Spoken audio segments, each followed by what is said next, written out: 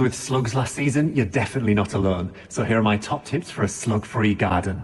To keep on top of their numbers, I use damp planks of wood, which can make an effective trap. Simply lay them down at dusk, and then in the morning, turn them over, remove the slugs and snails hiding underneath, and relocate them.